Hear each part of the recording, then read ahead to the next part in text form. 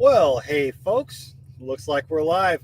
Appreciate you joining in. If you're catching this on the replay, awesome. This is the Renegade Butcher Show. We're here at episode 21, and it has been a long time no see. I have been buried in deer and doing all kinds of other things and making all the excuses to not get out here and make content. So, hey, check out some of the stuff I've got going on social media. It's a little bit easier to keep track with me over on Telegram or TikTok or something like that. I'm usually able to throw some short stuff every day like that. So, but thanks for checking this out. I hope you guys had a wonderful holiday and a happy new year. And I hope this new year here is good to you as well. It just so happens to be my birthday today. Not that I care or it matters at all, but I got lots of happy birthdays from the community. So thank you all for that. And I've just been out getting stuff done, picking up supplies, running around. You can see the car's full of junk, and I've got all kinds of stuff going on too. So it's a wild world right now. You would think that with deer season kind of slowed back to just a few little restricted seasons right now, that it would be slowing down, but I'm busier than ever. I've got kind of all that last minute push, and between the weather issues and whatnot, and we're backed up on sausage. We had a lot of meat that got frozen, thawed. Interesting time. So I've had Brian from the Lots Project down though helping me out. That has been awesome. Some really good brainstorming and stuff that goes on there in collaboration. So, and I've been really happy to actually have his help with me there. So that's been very interesting. But with everything that's gone on and holidays, how's your shitter? Oh, Rachel over there in the comments. Yes. So I also had an issue this morning with the septic was starting to act up. Here we go. There it is. The septic was acting up. The breaker was off. What the heck? Flip it on. Breaker would flip off after a couple of minutes. So what a mess. Go out and check. Go and look. I kind of suspected. Hey, Aaron. Aaron from Two Chicks. Appreciate you popping on there too. Thanks for joining me, both y'all. Anyway, so I went out and checked it. Popped everything open. And kind of what I figured. Again, the septic guy, when he came in and worked on stuff, takes a wiring harness and lets it hang down, even though I've secured it up higher. And in the past, it's caused a problem. They wanted to come in and pump everything and replace a pump and everything like that. Basically, like a little well pump for the last tank. It's an aerobic septic system, so it's multi-tanks. The last tank of it is fairly clean water that sprays out into a pasture. I ended up pumping that out, running it out into the pasture myself with a backup pump just to get down and access and see what's going on. But yeah, sure enough, there's that wiring harness hanging down there. So the water never usually gets that high, except for after a seriously heavy rain event, which we've had a lot of lately. So fills it up, gets up to a point where it got into some junctures. They just had some wire nuts originally wrapped in some electrical tape hanging in the water. So super safe situation. Real redneck engineering. I fixed that, got everything redone, used some actual liquid electrical tape, basically sealed it all. Fixed it all back up, got my whole thing back up and running. Probably saved myself $4,000 to $5,000 in repairs. And 2 years later, I'm back in the same boat. But now the wire has been shorting for so long, it's actually just kind of burnt out, melted out. It's to the point where it's moved back up the wire. I took a short video earlier, didn't get it posted up anywhere because it was my data's been kind of crazy. But anyway, it was smoking at one point. So once I figured out what was going on, got disconnected. The wire itself was just smoking, not connected to anything. So it shorted bad. I'm going to have to actually go in and pull a new run of wire from basically that tank to the control unit.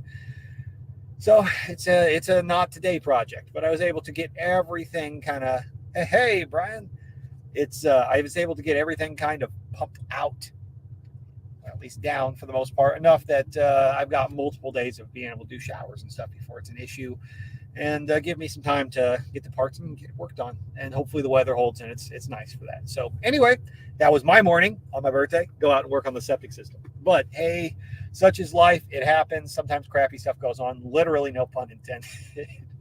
But anyways, folks, so it's been deer season. It's been crazy. It's not been as many deer as it has been previous years, but it's been a lot all at once when it has been. And it's been a lot more heavy sausage orders too. So the workload's been there. And then, of course, it's been a weird year. So the complications and the timing gets kind of hairy sometimes too. So, you've always got to be able to adapt and fly by the seat of your pants when you're doing a seasonal type thing that you don't really know. It's sort of like snow removal if you lived up north. You never really know when it's going to hit, how hard it's going to hit, or how much you're going to work. All you can do is kind of estimate based on past experiences and what might be coming from what you can tell. And a lot of it is just educated guesswork. And I'm not as educated as I like to believe at times, but we're getting through it. I'm working on that seasoning project. We had a couple over the season as I've had time, a couple different seasonings that I've sort of tested out, a sweet breakfast sausage, and oddly enough came up with like a barbecue poultry seasoning. It wasn't really the plan, but it worked out because I did a little Wingtober competition, and I sent those samples out and everybody seemed to really like them. So I've made up some extra batches of those off and on and sent them out to some other folks. Erin over here says that they both were good, that she liked them, which is great. And I got all good feedback from it. So I think we're going to go ahead and push that into something I produce. I'd love to go get that off to the big company that does the spice blends, have them package it all, do a big buy from it and everything. I'm not there yet. And I really don't want to get into doing a whole ton of it myself because I have so many other irons in the fire and I don't want a bunch of orders stacked up waiting. But in the meantime, till I get to that point, I'm going to do that. So expect in the next, probably over the next month when I have computer time to really sit down and do it and get it done right. I want to get that up on the website, get it in the shopping carts. I know Nicole Sauce was busting my balls about that a couple of weeks back on the after party, which I'll be on shortly after I get off this show. We're going to keep it brief, but she's right. It's really easy to sit back and make excuses for why not to do something. And sometimes you just got to get off your ass and go do it. So I've been telling a lot of people that myself lately, and I have to look in the mirror. You know, there's a lot of ways that you can kind of push things off. So we're bringing that back in. Anyways, that's just one new project. I've been trying to really this year dedicate myself more to the social media side of things. So you're hopefully going to be seeing me a lot more active in the Telegram group. And if you're not there, you should be. You should definitely check it out. Yes, exactly. But he's over in Telegram. Brian says, I bust your balls about it every day we work. He's right. He does. And I need that too. And you know what? I'm glad that you do. And I'm going to do the same to anybody else in the community that I see who is doing the same thing. I was busting Rachel's balls last night. So it happens. You know, I was busting Jared's balls earlier over there in Lightning for Liberty. So sometimes we've got to do that when you see something and you realize that people are doing that toolbox fallacy. It's, you know, we got to be reminded of it. It's a perspective type thing. That's why it's valuable having good people in that community. That's why I like that community so much over there in all the Telegram communities. But hey, I've been really pushing things and trying to get it active over there in the Liberty Meat chat because it's such a great group. We've got 80 people in there now. So if you're not there, go join it. And it's a bunch of liberty, freedom-minded individuals who just want to learn to process meat or learn how to cook better or anything to do with meat. So great place to be. You can find the link in down here in the show notes. You got that itty bitty tips link, another thing you can check out. But that's got all of my different links on there, and you can find that Telegram chat. So go check it out. I'm doing a daily question every morning now in an audio clip, and yeah, I'm doing one question or thought or whatever on meat somehow related, and putting that out there and saying, hey, do you have anything you want to throw in on this? Do you have any ideas, answers, questions? Let's get discussion going. I've been doing that since the first, and it's been a pretty good reception. New Year's Day was a little bit, you know, everybody was kind of getting the hang of it. But since then, we've had some really good responses every day. And I decided I'm putting it up on TikTok as well. There's been some tweaking in the format, figuring that out. Brian was giving me some tips on how to do it better so it's easier to stitch. But throwing that question up there, and which helps me actually get off my ass and go generate some content and get it put out there, which is good. So if you're on TikTok, follow me, check it out, go find Renegade Butcher. Just like you can find me on Renegade Butcher on TikTok, Telegram, pretty much everywhere, and you can find all my links down below. Again, yeah, please follow the YouTube if you're not right now. I'm sure you are if you're listening to this. If not, maybe you're listening on the Fountain or something like that, where it's a value for value type player, and you can actually send me some Satoshis if you like what's going on. You could tip me. Anyways, as far as this podcast goes, I have really slacked on it, and that's not fair to y'all. I've not given you any kind of schedule to know when to actually watch me. In fact, today, right now, I gave maybe 15 minutes notice that I'm actually going to be able to put an episode out because my schedule has been so hectic. But in doing Lightning for Liberty, which I'll get around to in a minute, I've kind of seen that, you know, if I actually commit to a hard schedule, I'll make it happen. So it's easy to make excuses and it's hard to make content. I'll tell you, I'm not one of these guys going to sit around and whine and tell you how hard it is as a content creator, and life is hard. But when you've got other stuff going on, it can be hard to commit to doing it. And it's really easy to make excuses not to do it. It's also really easy to make excuses to not do it because you don't think you can do it as well as you'd like. I've got to get over that. So I've got to push myself to do it. I want to get on a schedule. I'm committing this year to doing at minimum one podcast episode every week. I'd like to do more than that. I want to add space in there for interviews and things like that. But I want to do one live streamed episode on a regular schedule every day, or not every day, every week this year. So that's the goal. If we have a week or two that I've got to have a canned episode recorded and throw up there, so be it. But I want to stick with that and actually make it happen. So, and I'd like some feedback from y'all too. I'm really thinking about sliding into that sort of Tuesday evening slot, since Fireside Freedom is going to be calling it quits here in a bit. And that's a day that doesn't conflict with any other podcasts that are directly in my network with people that I work with. And it's kind of silly for me to jump in when somebody's already got an established audience and they're watching that. I don't want to take that spot. I'm not trying to compete with some of these other people who are running a podcast out there. So it'd be a natural spot to slide into, and I think I could make it work with my schedule. Otherwise, I might be able to work out one day a week where I could do something around like 10, 11 a.m. Central, just have a late day to get to the shop and just kind of commit to that and work with it. We'll see. My schedule is a lot more flexible, and I can plan it out in the summer. There's just a lot going on in the fall and the winter. So we're going to work it out. But if you got any ideas on that, anything, any feedback, let me know. Obviously, it's all going to be out there in audio and video format for you all to be able to consume after the fact on the replay. But if you like the live streams and you want to jump in there and throw out comments, that's awesome. So, Aaron says dinner time. Yep, there she is. So, but yeah, if you enjoy that part and you enjoy being part of that live stream, you'd like to actually interact with me live, let me know what times you think would work best for you. I'm thinking somewhere a start time around between maybe 5, 6, 7 at the very latest on a Tuesday evening. 2 a.m. on a Wednesday, Brian says down there. I don't think I'm going to do 2 a.m. on a Wednesday, Brian. That's just definitely not going to work with my schedule. So, hey, check back in with me at 2 a.m. No, anyways. So that's kind of where I'm at. That's what I'm working on here.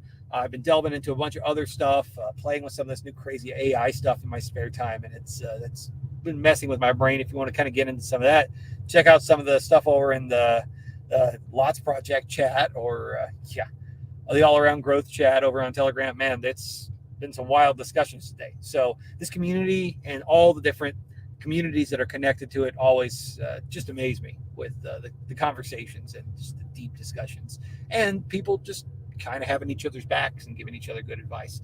That's a constant thing, and it always impresses me. So I'm very fortunate to have you guys all here who are a part of that community and willing to watch my crazy ass. So, but anyway, I did a really cool TikTok yesterday, actually, talking about that whole, I call it the meeting of the minds. Yes, pun intended. Meat, spelled as in, meat. That question in the morning. It was Roy over there in Telegram, and he was saying, hey, man, I can't ever get roast beef to come out with the consistency of the stuff from the store. Like, I want a roast beef sandwich, but it just falls apart or it's stringy and doesn't make sense. So I think he was cooking it more of like a braised style. And I mean, if you cook it like a pot roast, it's going to come out like a pot roast. So he was asking about what kind of cuts and techniques and things like that. So I shared some content from another creator over on TikTok that does a lot of really cool stuff, more of that retail meat guy, and trying to help people save money if they're buying meat off the shelf. But has some great recipes, great content. Potty mouth like me too. So he's more that West Coast sort of gangster style, and it's fun. Meet Dad, check him out. I've played some of his stuff here on the show before. It's pretty entertaining shit. But anyway, he has some really good roast beef recipes. He's been going back with that a lot lately. He's been posting different recipes and different methods, and had people commenting and responding to him with it. So I thought that was kind of fun. I stopped and got a little eye of round roast yesterday on my way into the shop because I had some wild hog bacon to smoke off that massive pig, which I need to circle back to that too. Anyways, I went ahead and threw a quick, simple seasoning on there and smoked that while I was smoking some other stuff in the smoker there. Got it done, got the temp probe up to about 124, and it didn't have the color on the outside that I really wanted. I could have just left it. Roast beef doesn't have to have a sear, but I wanted one, so pulled it out, cooled it a little bit, heated up a cast iron pan, put that sear on there, let it cool back down, and sliced it. Man, took some good videos of it. It's up on TikTok. Check it out. It's yeah, it might be something for you to do. I spent $8 on almost 2 pounds, and that's a pretty good amount of like lunch meat. And I'll tell you what, I'd rather eat that than stuff that came out of a bag. So, speaking of that big wild pig, I had the biggest wild pig that I've had dropped off to get processed with me that showed up. Everybody kind of, we were teasing it a little bit over there in the chat. We had a big sort of a contest going on with who could guess the weight. And I think everybody was equating it to, it had to be big for a domestic pig. And if you're not familiar with wild pigs, it's very rare for them to get up to the size of a finished domestic pig. And this thing was still impressive as shit for its actual size. And it may have made it sound a little bigger than it was, or how much struggle it was to move around or whatnot. But if you ever moved a skinned, greasy pig, it's there's a lot going on there. So anyways, it was fun though. We actually had a lot of fun with it. We got Erin over there at Two Chicks Homestead. She ended up being the one that won the contest of names. We had we said, well, let's name this pig for all this content we're producing. And it ended up being Frankenswine. She came up with it. We had like a 2-day poll, and that came out on top. So great submission there. But her husband, Nate, actually was the closest to guess on the actual weight of what I had there. Everybody guessed high. They probably would have been in the right neighborhood if it was a live weight, if it was brought to me that way. But it came to me pre-skinned and everything like that. This hog was probably about 300 pounds live.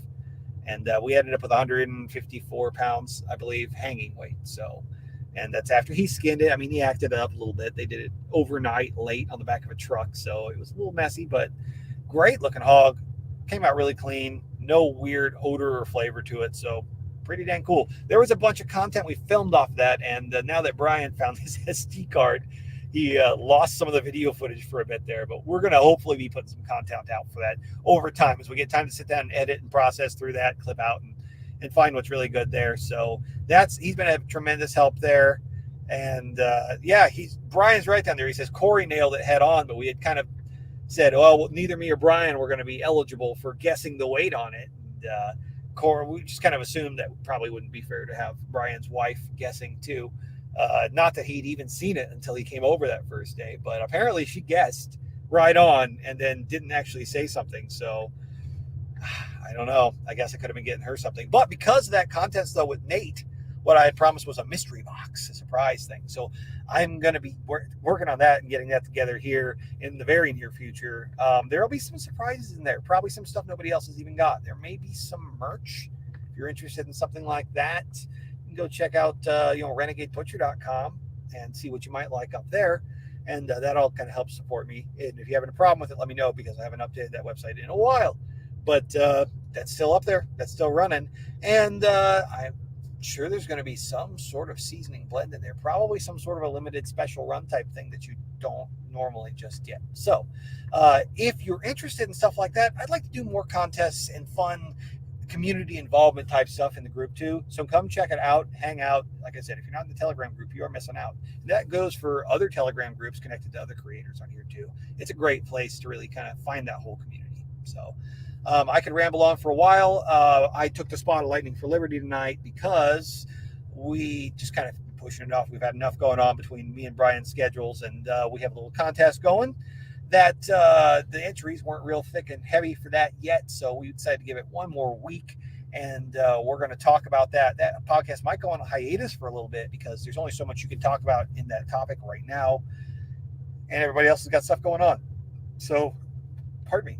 We have to pare down and figure out our priorities and stuff. I need to focus on my own podcast a little bit too. So we'll see where we're at, but we're going to announce exactly where we're going with that or what's happening in the near future with it next week. And we'll also announce that winner. And if you're into the Bitcoin Lightning thing, check that out. And you should be using Fold. You can find a referral link up in my, actually down here in that link, that eBay tips link.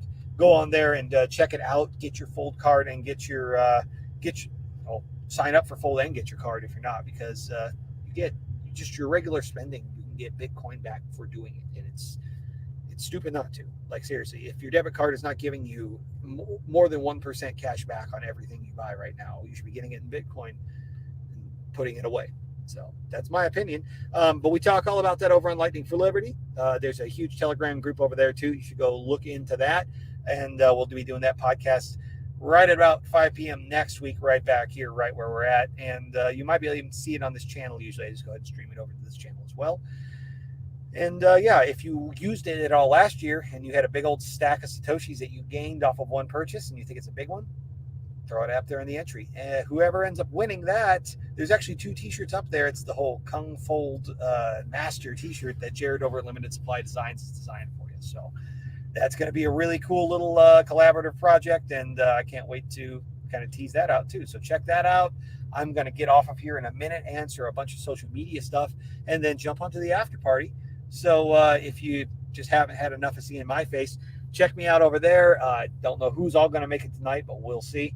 And we're just going to keep rocking and rolling, folks. Thanks for chiming in, for tuning in here, for jumping in and following me. And if you have any questions on anything meat related, or just you want to shoot the shit, find me on Telegram, shoot me an email. I'm not hard to get a hold of. Hey, Gorilla Press, you're just chiming in there, just jumping in right at the tail end. I'm about to wrap it up. Appreciate you stopping by, though. And I'm going to try to get this audio up real quick. I was going to do episode 21 a couple of weeks back, and I had a bunch of stuff thrown together. Yes, Happy New Year, Gorilla Press.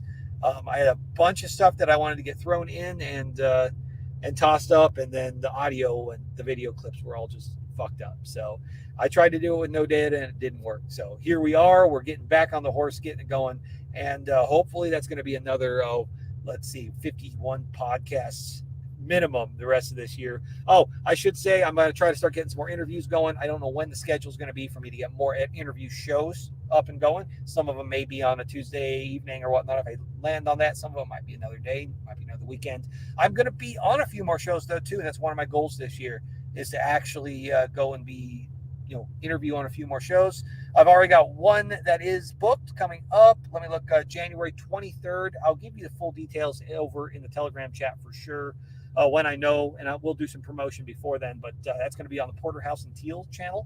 They were over at SRF, I guess, and they've really kind of connected with those communities, Living Free in Tennessee and all those folks. They're over in Tim, the Toolman's chat as well. He reached out to me a little while back and said, I need to get you on the channel. So we're going to work with that date, try to get it going. And I'll update you for sure on that. I have Kentucky Sustainable Living too. I'm supposed to be on their channel at some point. I don't know yet when. We've got to figure out scheduling. And that's just the folks who have actually reached out to me. I really need to get out and get some more stuff on going on. And yeah, Gorilla Press says they're subscribed to them. Yeah, subscribe to all of them. Check them out. Great channels. Lots of stuff going on. So much in this community. And that's really how these communities are built, is we all collaborate and work together. So, all right, guys, I am going to go ahead and wrap it up, get off here and try to get this audio side up. I appreciate y'all stopping in and checking this out. If you have any ideas, questions, thoughts, or whatnot, or something I should throw on the show next week, or you just want to check out that daily question, go join me over there on Telegram. Follow me on TikTok, and we'll talk to y'all later. Have a great one and be free.